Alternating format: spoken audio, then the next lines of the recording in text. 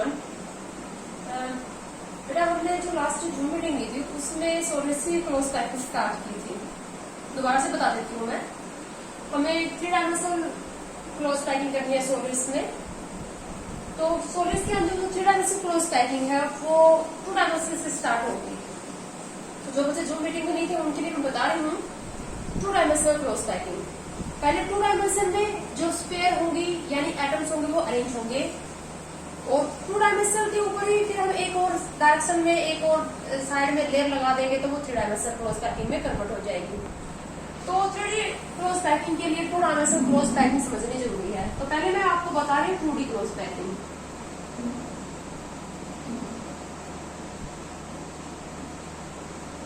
Close packing 2 ही dimension में अगर हम बोल लगाते हैं तो जैसे हम 2 तरीके से 2 डायमेंशन क्लोज पैकिंग बना सकते हैं। जैसे एक वे तो हमारे पास ये है, हमने क्या किया, ये एक लेयर लगा दी। इस टाइप से हमने क्या किया, किसी टेबल के ऊपर फर्श के ऊपर इस तरह से बॉल लगा दी। ये तो एक डायमेंशन में हो गई, ये 1 डायमेंशन क्लोज पैकिंग हो गई।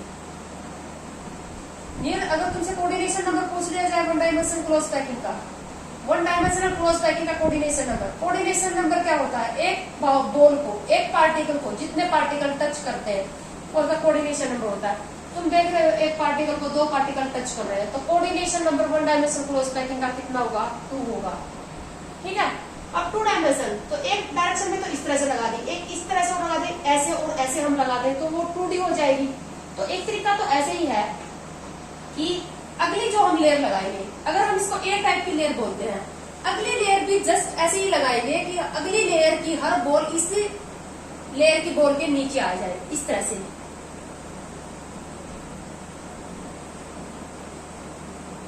इसी तरह से लगाते जाएंगे तो ये हो जाएगी 2 डायमेंशनल क्लोज पैकिंग। अगर ये लेयर ए टाइप की है तो इससे जस्ट बिल्कुल आइडेंटिकल ही ये लेयर है तो इसको भी ए कहेंगे, ए। तो इस पैकिंग को कहेंगे हम ए टाइप की पैकिंग, क्योंकि जस्ट ए टाइप की जैसे लेयर है वैसे ही सेकंड और थर्ड लेयर इसी तरह की है। तो ये है 2 डायमेंशनल क्लोज पैकिंग जिसको हम ए पैकिंग बोलते हैं। इस पैकिंग को एक और नाम देंगे। यहाँ पर हमें कोऑर्डिनेशन नंबर देखना है।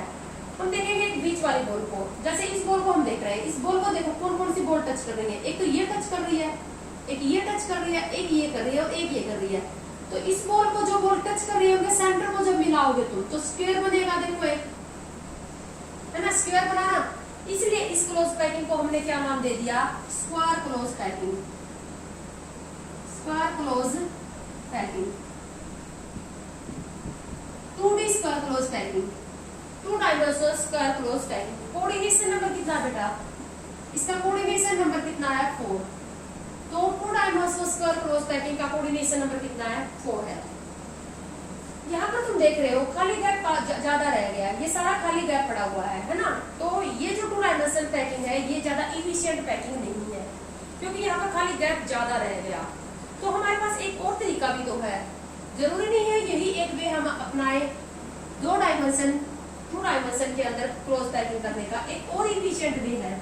एक तरीका ये है कि हमने जैसे ये फर्स्ट लेयर की बॉल लगा दी, ये फर्स्ट लेयर की बॉल लगा दी। अब सेकंड लेयर जो हम लगाएंगे उसकी बॉल को ऐसे लगाएंगे कि फर्स्ट लेयर की 2 बॉल के बीच में आ जाए। ये देखो ऐसे लगा दें,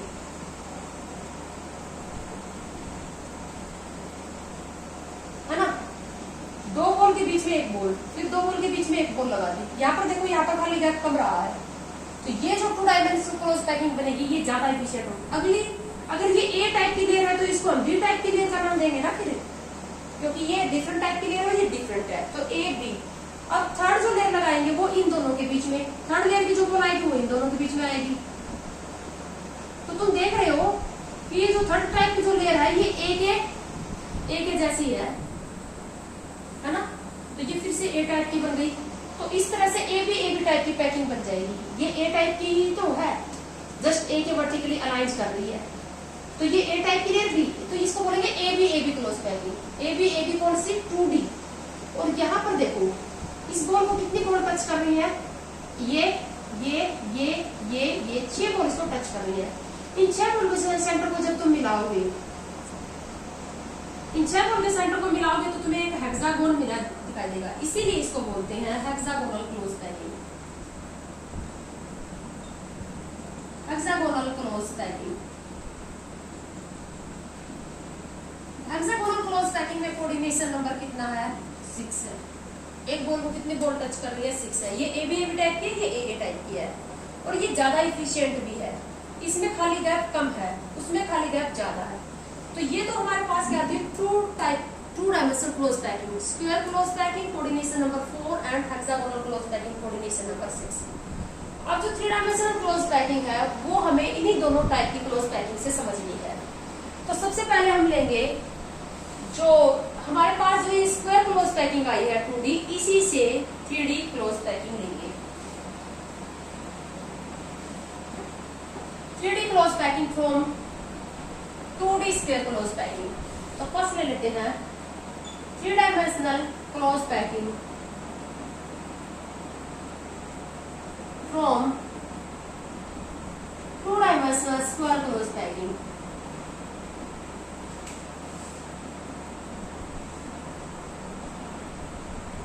अगर 2 डायमेंशनल कम इफिशियंट होगी तो इससे बनने वाली 3 डायमेंशनल भी कम इफिशियंट होगी। हमें क्या करना है? अब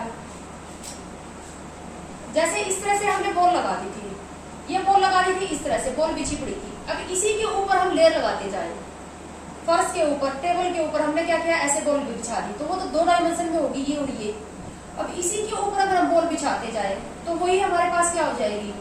ये और ऊपर वाली डायरेक्शन में भी तीनों डायमेंशन में पैकिंग हो जाएगी। तो जो हमारे पास 2 डायमेंशनल स्क्वायर क्लोज पैकिंग से 3 डायमेंशनल क्लोज पैकिंग आएगी वो कैसे बनेगी? ये 3D है, इसीलिए आपको इमेजिन करना पड़ेगा। जैसे फर्स्ट टाइप की लेयर इस तरह से बनी हुई है, फर्स्ट टाइप की बॉल इस तरह से लगी हुई है, आपस में टच कर रही है एक दूसरे को, ऐसे ही टच कर रही है ना। और ये एक और ऊपर की लेयर इस तरह से ही आपको समझनी पड़ेगी। अगर इन 4 बॉल को उठाकर, ये 4 बॉल जैसे मेरी हथेली पे ऐसे रखी हुई है, इन 4 बॉल को उठाकर मैं इसके ऊपर लगा दूं, ये हमारे पास 2 डायमेंशन में लगी हुई है, इसके ऊपर ही लगा दी, इनको उठा के इसके ऊपर लगा दी, तो एक डायमेंशन ये हो गई, ठीक है। या ऐसे लगा लो, ऐसे लगी हुई थी ये, और इसके ऊपर भी लगा दी हमने, तो ये 4 बॉल इन 4 के ऊपर आके टिक जाएंगी, ठीक है। तो इससे जो यूनिट सेल बनेगी बेटा, इससे जो यूनिट सेल बनेगी, उस यूनिट सेल में पार्टिकल सिर्फ कॉर्नर पर आएंगे। सिर्फ पार्टिकल कहाँ पर आएंगे? कॉर्नर पर, और कॉर्नर वाले पार्टिकल एक दूसरे को टच कर रहे होंगे। ये पार्टिकल अगर इसको उठा के अगर इस पे रखोगे तुम, इनको उठा के इसके ऊपर इमेजिन कर रहा है जस्ट तुम्हें, ऐसे 4 ऐसे रखी, 4 ऊपर रख दी, तो कॉर्नर वाले पार्टिकल आपस में टच कर रहे हैं, है ना। तो इस तरह से अगर इनको मिलाओगे, इन बॉल के सेंटर को मिलाओगे, इन बॉल्स के सेंटर को मिलाओगे, तो इस तरह से हमारे पास जो यूनिट सेल आएगी वो कैसे आएगी? सिंपल यूनिट सेल किसको बोलते हैं बेटा? जिसमें पार्टिकल सिर्फ कहाँ पर लगे होते हैं? कॉर्नर पर। इसीलिए इस क्लोज पैकिंग को सिंपल क्लोज पैकिंग बोलते हैं। Simple close packing, simple close packing, SCP, simple close packing.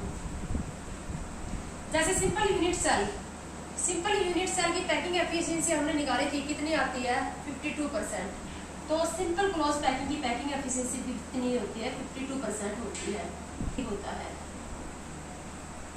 ठीक है। तो ये होगी हमारे पास सिंपल क्लोज पैकिंग, SCP। मतलब अगर हम 2 डायमेंशनल स्क्वायर क्लोज पैकिंग के ऊपर एक और डायरेक्शन में बॉल लगाएंगे, तो उससे जो 3D क्लोज पैकिंग आएगी वो कौन सी होगी? SCP, simple close packing. Simple close packing क्यों बोला? क्योंकि सिंपल यूनिट सेल मिलने वाली है, इससे ऐसी यूनिट सेल मिलेगी जिसमें पार्टिकल सिर्फ कहाँ पर लगे होंगे? कॉर्नर पर। इसी को बोलेंगे सिंपल क्लोज पैकिंग। इसकी यूनिट सेल सिंपल है, इसीलिए इसकी पैकिंग एफिशिएंसी भी कितनी होगी? 52%। 52% स्पेस ही ऑक्यूपाई होगा पार्टिकल से, और 48% स्पेस जो होगा इसमें क्या होगा? एम्प्टी होगा। अब आपको कोऑर्डिनेशन नंबर समझना है। सिंपल क्लोज पैकिंग का कोऑर्डिनेशन नंबर 3 डायमेंशनल जो SCP है हमारे पास, सिंपल क्लोज पैकिंग, इसका कोऑर्डिनेशन नंबर समझना है। ये बातें इंपॉर्टेंट है, जो इंपॉर्टेंट बातें, पैकिंग एफिशिएंसी कितनी है? 52%। कोऑर्डिनेशन नंबर, एक पार्टिकल को कितने पार्टिकल टच करते हैं, इसका कोऑर्डिनेशन नंबर 6 होगा। इसका कोऑर्डिनेशन नंबर 6 कैसे होगा ये समझ लो तुम। मैं दोनों या यूनिट सेल से भी समझा देती हूँ और रूम का एग्जांपल देके भी समझा देती हूँ। आपको पता है कि सिंपल यूनिट सेल में इसको ये पार्टिकल टच कर रहा है, ये पार्टिकल टच कर रहा है तो ठीक है, ये पार्टिकल इसको टच कर रहा है और इसके ऊपर ये पार्टिकल भी टच कर रहा है इसको, इस तरह से ये पार्टिकल भी इसको क्या कर रहा है, टच कर रहा है। अच्छा, ये पार्टिकल भी इसको टच कर रहा है। तीन तो ये हो गए, कितने पार्टिकल टच करते हुए कोऑर्डिनेशन नंबर होता है ना, ये पार्टिकल टच करेगा इसको, ये भी टच करेगा और ये भी टच करेगा। जो टच कर रहे थे उन्हीं के सेंटर को मिलाया, उसी से एज लेंथ बनी है। ठीक है, अगर ये टच कर रहा है तो इसके जस्ट ऊपर एक पार्टिकल रखा होगा यहाँ, वो भी इसको टच कर रहा होगा। ये टच कर रहा है तो इधर भी इसकी इतनी ही डिस्टेंस पे एक और पार्टिकल होगा, वो इसको टच कर रहा होगा। और ये टच कर रहा है तो इधर इसके जस्ट अपोजिट में एक और पार्टिकल है, वो भी इसको टच कर रहा होगा। यानी कि एक पार्टिकल को कितने पार्टिकल टच कर रहे हैं, 1 2 3 4 5 6। तो इसका कोऑर्डिनेशन नंबर 80B का 6 होता है। रूम का एग्जांपल देके समझा देती हूँ। एक कोने वाले पार्टिकल को सिंपल क्लोज पैकिंग में, सिंपल यूनिट सेल में एक कोने वाले पार्टिकल को कितने पार्टिकल टच करते हैं।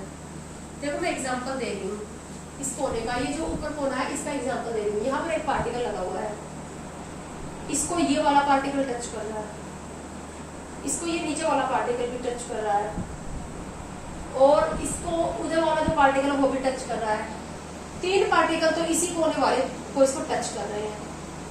ठीक है, एक जस्ट इसके ऊपर, इसके जस्ट ऊपर जो रूम है उसका पार्टिकल भी इसको टच कर रहा है। एक इसके जस्ट अपोजिट में उधर जो रूम हुआ उसका पार्टिकल भी इसको टच करेगा। ठीक है, तो कितने पार्टिकल हो गए, एक इसके अपोजिट वाला 2, एक ये 3, एक इसके अपोजिट वाला क्या हो जाएगा 4, और एक वो पार्टिकल उधर टच कर रहा है तो इसके अपोजिट वाला भी इसको टच कर रहा है।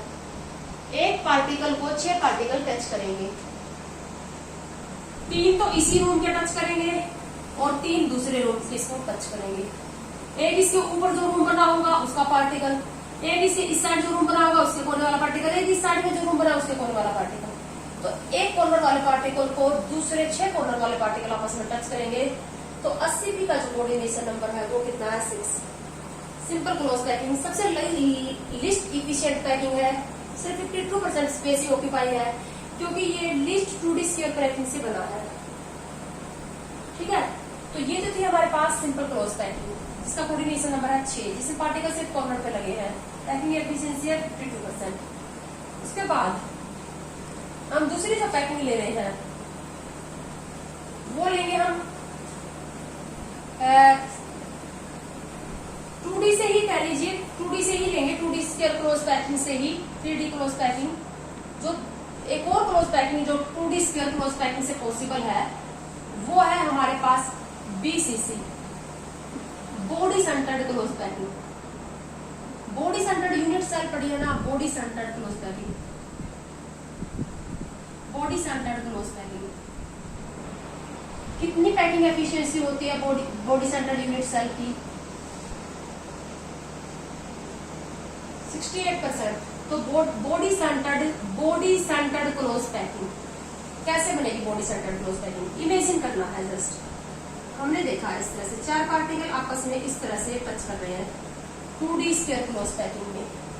हमने क्या किया, एक पार्टिकल, एक बॉल इनके ऊपर लगा दी और इसको प्रेस कर दिया।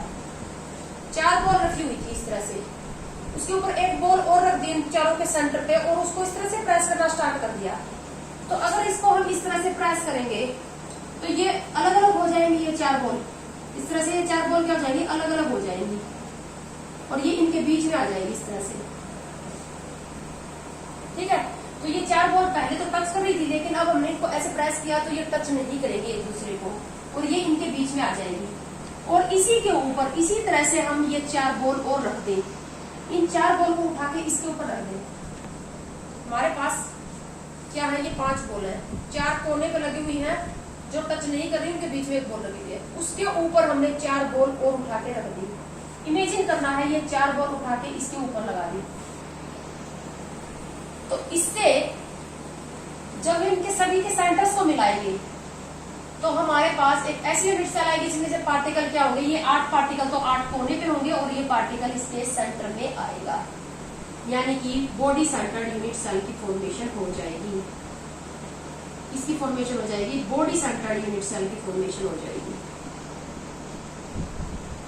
ये हो जाएगी। इसीलिए इसको बोला body centred close packing.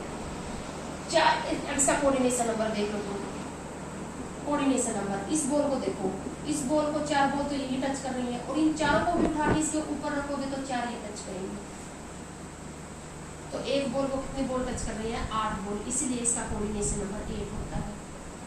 BCC का कोऑर्डिनेशन नंबर 8 है। 4 तो ये टच कर रही है और 4 ये वाली टच करेंगी, यानी कि इसको ये जो बॉडी के सेंटर में जो रखा हुआ है इसको 8 कोने वाली बॉल जो वो टच कर रही है, 8 कोने वाले जो बॉल वो टच करेंगी। तो कोऑर्डिनेशन नंबर कितना होगा? 8। अब तुम ये सोच रहे हो कि इसका कोऑर्डिनेशन नंबर तो 8 हो गया, लेकिन इस कोने वाले का कोऑर्डिनेशन नंबर, यस, इसका भी 8 होता है। ईच पार्टिकल की सेम अरेंजमेंट होती है, हर पार्टिकल की सेम अरेंजमेंट होगी पूरे यूनिट सेल के अंदर, पूरे क्रिस्टल के अंदर। कोने वाले पार्टिकल का भी कोऑर्डिनेशन नंबर यहाँ पर है। सिंपल में तो कोने वाले पार्टिकल को 6 पार्टिकल टच करेंगे, लेकिन बीसीसी में कोने वाले पार्टिकल को 8 पार्टिकल टच करेंगे। 6 तो कोने वाले ही टच करेंगे और देखो कौन कौन से पार्टिकल इसको टच करेंगे। सॉरी, कोने वाले पार्टिकल 6 टच नहीं करेंगे। कौन कौन से पार्टिकल टच करेंगे? एक रूम के ऊपर क्या हुआ, कॉर्नर पार्टिकल एक दूसरे को टच नहीं करे। मैं फिर से गलती से बोल रही थी ये बात, कोने वाले पार्टिकल बीसीसी में टच नहीं कर रहे एक दूसरे को। एक रूम के ऊपर 8 रूम बने हुए हैं ना, इस कोने के 8, इस कोने के ऊपर 8 यूनिट सेल, एक कोने के ऊपर 8 रूम बने हुए हैं। तो हर रूम के बॉडी के सेंटर में जो पार्टिकल को तो टच कर रहा है ना, 8 रूम बनेंगे यहाँ, 4 नीचे और 4 ऊपर, एक कोने के ऊपर। तभी तो मैंने कॉर्नर वाले पार्टिकल का कंट्रीब्यूशन 1/8 बताया था, तो एक यूनिट सेल की इसी में 1/8 आएगा। और हर रूम के बॉडी के हर रूम के सेंटर में जो पार्टिकल है वो इसको टच करेगा। जैसे ये वाला इसको टच कर रहा है, इसके ऊपर जो रूम बना हुआ है वो इसको टच कर रहा है, इधर जो रूम बन रहा है वो इसको टच कर रहा है, इधर रूम बन रहा है उसको टच कर रहा है। ठीक है, एक कोने के ऊपर इस कॉर्नर वाले पार्टिकल को 8 रूम्स के जो सेंटर में जो पार्टिकल है वो टच करेंगे। जैसे ये टच कर रहा है वैसे ही कॉर्नर वाला आपस में कोई टच नहीं करेगा। हर किसी रूम के, हर किसी यूनिट सेल के सेंटर में जो पार्टिकल है वो टच करेगा। 8 रूम्स, 8 यूनिट सेल, हर एक किसी का सेंटर वाला पार्टिकल इसको टच करेगा। तो इसका कोऑर्डिनेशन नंबर भी 8 ही होगा, जैसे इसका कोऑर्डिनेशन नंबर होता है। तो सेकंड जो ये हमारे पास क्लोज पैकिंग थी वो थी बॉडी सेंटर्ड क्लोज पैकिंग। ठीक है, किस तरह से बनती है, just you have to imagine it. इसके बाद जो इम्पोर्टेंट क्लोज पैकिंग है हमारे पास, 2 और इम्पोर्टेंट क्लोज पैकिंग, वो है एफसीसी और एचसीपी क्लोज पैकिंग। सबसे इम्पोर्टेंट जिसका जिक्र मैं बार बार करती रहती हूँ, एफसीसी क्लोज पैकिंग, इसी को सीसीपी क्लोज पैकिंग भी बोलते हैं। जो नेक्स्ट जो 2 क्लोज पैकिंग और रहेगी हमारे पास वो बनेगी, वो 3D क्लोज पैकिंग बनेगी 2D हेक्सागोनल क्लोज पैकिंग से।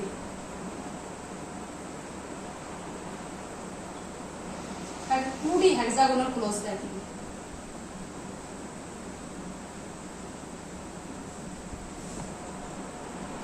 अभी 2D हेक्सागोनल क्लोज पैकिंग कैसे बनेगी देखो, फिर से बता रही हूँ 2D हेक्सागोनल क्लोज पैकिंग कैसे बनेगी।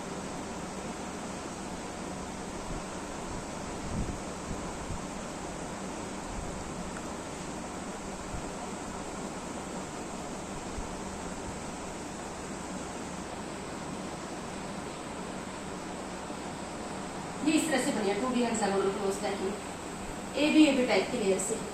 तो ये तो हमने 2 डायमेंशन के अंदर पार्टिकल लगा दिए। अब ये मतलब अब हम जब 3D पैकिंग करते हैं ना, जब हम 2D कर रहे हैं तो इसको ए लेयर बोलेंगे, इसको बी, फिर इसको ए। बट जब हम 3D पैकिंग करेंगे तो ये हमारे पास एक लेयर होगी बस। ये एक लेयर है, इसके ऊपर एक और लेयर, इसके ऊपर एक और लेयर, इसके ऊपर एक और लेयर। ठीक है, तो ये तो एक ही लेयर है। आपको ये टॉप व्यू दिखाई दे रहा होगा, इसको इमेजिन करना है आपको फ्रंट व्यू। ऐसे मतलब अपनी हथेली पे लेके इस तरह से इमेजिन करो कि ऐसे लेयर बनी हुई है ये। तो ये तो एक लेयर होगी। अब इसके ऊपर लेयर बनती जाएगी, तो एक और लेयर बिछाएंगे वो बी लेयर होगी, एक और लेयर बिछाएंगे वो क्या होगी सी, मतलब सेकंड थर्ड लेयर ऐसे बनेगी। ठीक है, समझ रहे हो मैं क्या कर रही हूँ। तो अब इन्हें क्या करना है, इसका टॉप व्यू तुम्हें दिखाई दे रहा है, बट हमें इसका फ्रंट व्यू इमेजिन करना है। इसको ऐसे हाथ में रख दिया हमने, इसके ऊपर ही एक और लेयर बनानी है हमें, सेकंड लेयर, थर्ड लेयर, इस तरह से 3D पैकिंग में।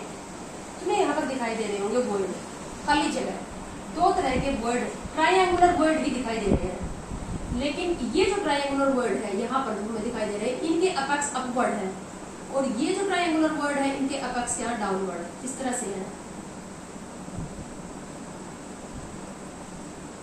ये लेयर, ये अपवर्ड अपेक्स वाले हैं या डाउनवर्ड एपेक्स वाले हैं। ट्रायंगुलर वर्ड तुम्हें दिखाई दे रहे हैं।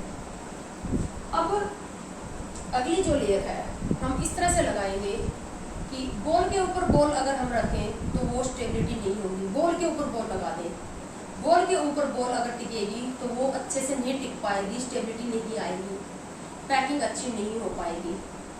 तो अगली जो लेयर है वो हम इस तरह से लगाएंगे कि अगली लेयर की सेकंड लेयर की बॉल इस वर्ड को कवर कर ले। लेकिन सारे वर्ड को कवर करना पॉसिबल नहीं है। सारे हम ऐसी कोई पैकिंग नहीं कर सकते कि ये इस पे भी यहाँ पर बॉल लगा दें और इस पे भी बॉल लगा दें, ठीक है। अल्टरनेट वर्ड को ही कवर कर पाएंगी बॉल, एक छोड़ के एक को, सभी वर्ड को के ऊपर बॉल नहीं आ सकती। अब जैसे मैं ट्राई कर रही हूँ कि यहाँ पर हमने बॉल लगा दी, यहाँ पर बॉल लगा दी, तो अगली बॉल यहाँ पर टिकेगी ना, यहाँ। अब देखो ये वर्ड रह गया, अगली बॉल यहाँ पर आके टिक जाएगी, इस तरह से। हमने कौन से वर्ड के ऊपर बॉल लगा दी? जिनका अपेक्स डाउनवर्ड है उनके ऊपर। तो कौन से रह गए? जिनका अपेक्स अपवर्ड है वो रह गए। अब फिर से हम ऐसा ही काम करेंगे, जिनका अपेक्स डाउनवर्ड है हम उसके ऊपर बॉल लगा देंगे इस तरह से। यहाँ पर देखो तुम, यहाँ पर देखो, सब कुछ गोच-पोच सा होता हुआ दिखाई देगा तुम्हें, ठीक है। अब यहाँ पर ऐसा करने के बाद देखो यहाँ पर अल्टरनेट वर्ड कवर हो पाए। ये तो रह गया, ये कवर हो गया, ये रह गया, फिर हमारे पास ये कवर हो गया, ये रह गया। इस तरह से अल्टरनेट वर्ड को ही हम कवर कर पाए। ऐसा होने के बाद अब तुम्हें देखो दो तरह के वर्ड दिखाई दे रहे हैं। एक तो ये वर्ड दिखाई दे रहा है तुम्हें, और एक ये वर्ड, दो तरह के वर्ड दिखाई दे रहे हैं। मैं इनको सेपरेट बनाऊंगी। अब ये जो वर्ड है ये है टेट्राहेड्रल वर्ड,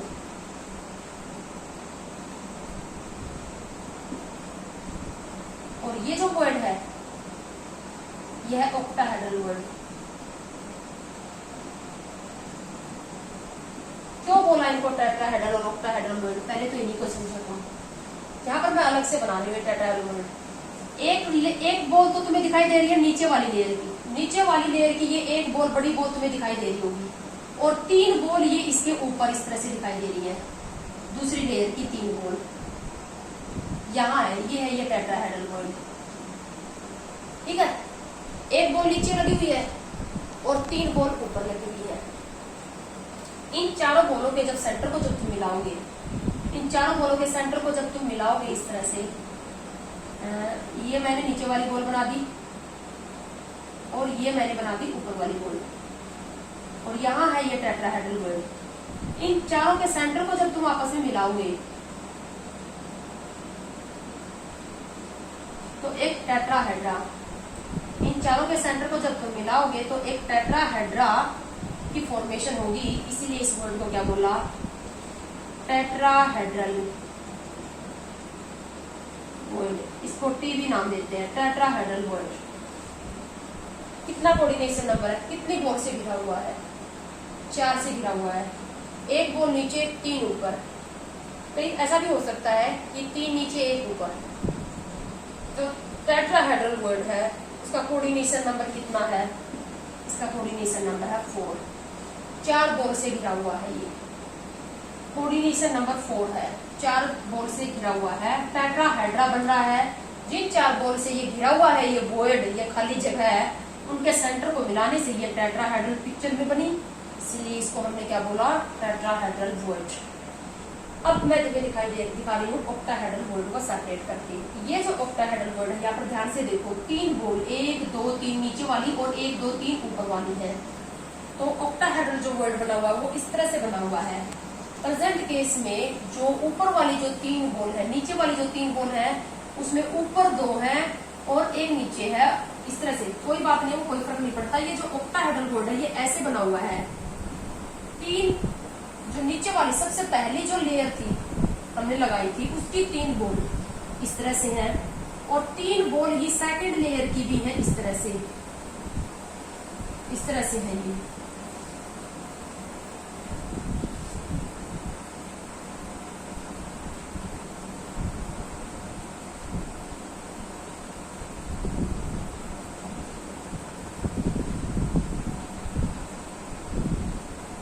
यहाँ है ये ऑक्टाहेड्रल वर्ड। मतलब क्या है, नीचे वाली लेयर की जो 3 बॉल है उनमें 2 ऊपर और 1 नीचे है, और ऊपर वाली लेयर की 1 ऊपर और 2 नीचे है। मतलब इस तरह से अगर ये मैंने क्या किया, नीचे वाली तीनों बॉल के सेंटर को मिला दिया, यहाँ पर है 3 बॉल, इनके सेंटर को मिला दिया तो एक ट्रायंगुलर वर्ड बना। यहाँ पर मैंने क्या किया, ऊपर वाली 3 बॉल के सेंटर को मिला दिया तो एक ट्रायंगुलर वर्ड। 2 ट्रायंगुलर वर्ड, एक का अपेक्स डाउनवर्ड, एक का अपेक्स अपवर्ड, इन दो ट्रायंगुलर वर्ड के ऊपर नीचे रखने से बनाइए। अब इनको तुम मिलाओगे तो तुम देख रहे हो यहाँ पर एक ऑक्टाहेड्रल पिक्चर तुम्हें दिखाई दे रही है। ऑक्टाहेड्रल क्यों नाम दिया गया, जो ऑक्टाहेड्रल जो फिगर होता है उसके अंदर 8 फेसेस होते हैं, 8 फेसेस होने की वजह से इसको ऑक्टाहेड्रा का नाम दिया गया है। इसमें 8 फेस तुम्हें दिखाई दे रहे हैं, फेस 8 है, लेकिन तुम देख रहे हो ये ऑक्टाहेड्रल वर्ड कितनी बॉल से गिरा हुआ है, 6 से, इसलिए इसका कोऑर्डिनेशन नंबर 6 होता है। कुछ बच्चे ऑक्टा का नाम सुनते ही कोऑर्डिनेशन नंबर 8 क्लिक कर देते हैं, 8 नहीं होता। कोऑर्डिनेशन नंबर ऑक्टाहेड्रल वर्ड का 6 है। ऑक्टाहेड्रल वर्ड इसलिए बोला क्योंकि 8 फेसेस है इसमें, ठीक है। मतलब हमने क्या किया, एक बॉल के ऊपर, एक लेयर के ऊपर जब दूसरी लेयर लगाई ट्रायंगुलर वर्ड को कवर करवाने के लिए, तो हमारे पास 2 नए वर्ड आ गए, टेट्राहेड्रल और ऑक्टाहेड्रल। इन वर्ड के लिए ये बहुत इंपॉर्टेंट है, टेट्राहेड्रल वर्ड और ऑक्टाहेड्रल वर्ड।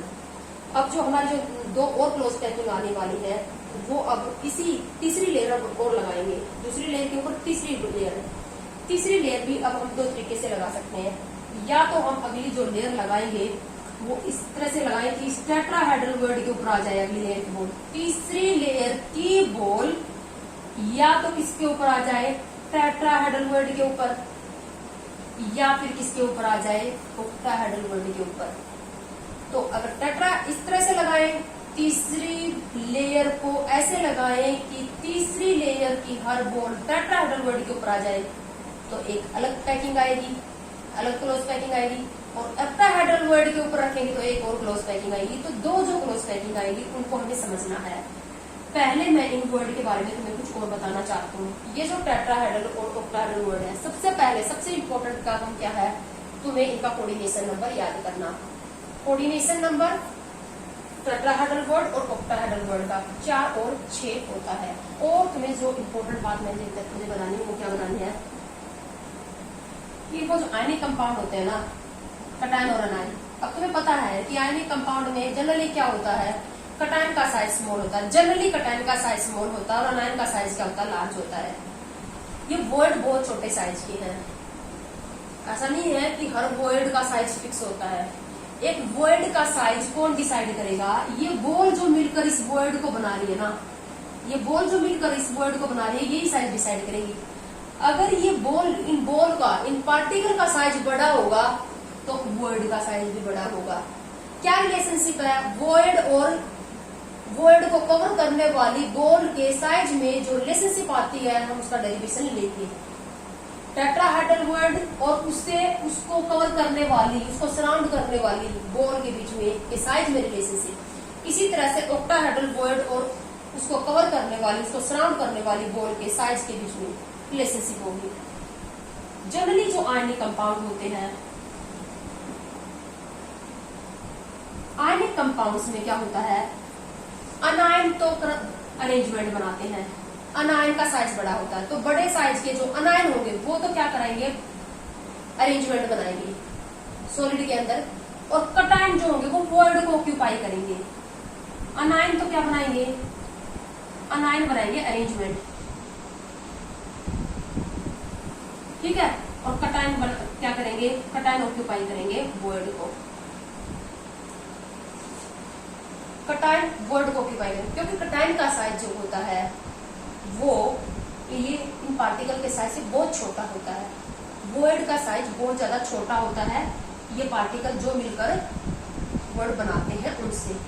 इसीलिए जनरली कटायन क्या होगा, कटायन का साइज स्मॉल होता है और वर्ड का साइज स्मॉल होता है, तो कटायन तो वर्ड को ऑक्यूपाई कर देता है और अनायन अरेंजमेंट बनाते हैं। जनरली ऐसा होता है। हम आयनिक कंपाउंड के स्ट्रक्चर की डिटेल स्टडी नेक्स्ट वीडियो में करेंगे, अभी तुम्हें इतना ही ध्यान रखना है, ठीक है।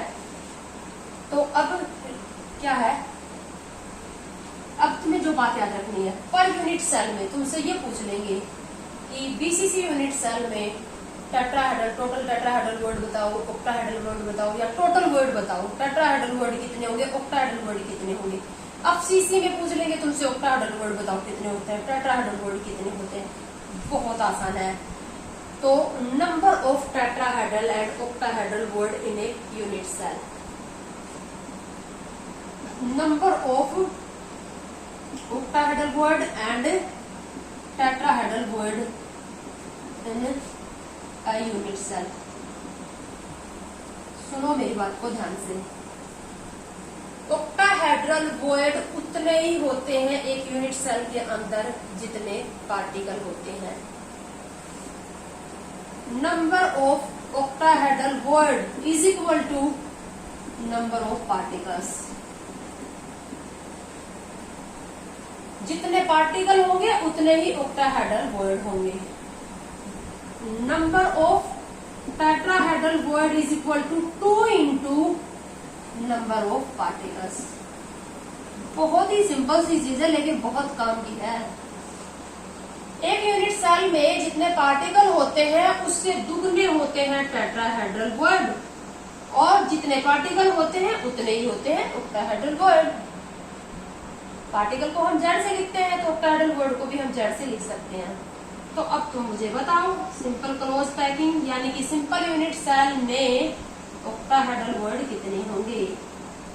अब सिंपल यूनिट सेल यानी कि सिंपल क्लोज पैकिंग, 80 की सिंपल क्लोज पैकिंग की unit cell simple unit cell होगी। एक यूनिट सेल में पार्टिकल 1 होता है तो ऑक्टाहेड्रल वर्ड कितना होगा, 1। टेट्राहेड्रल वर्ड कितने होंगे, 2। टोटल वर्ड कितने हो गए,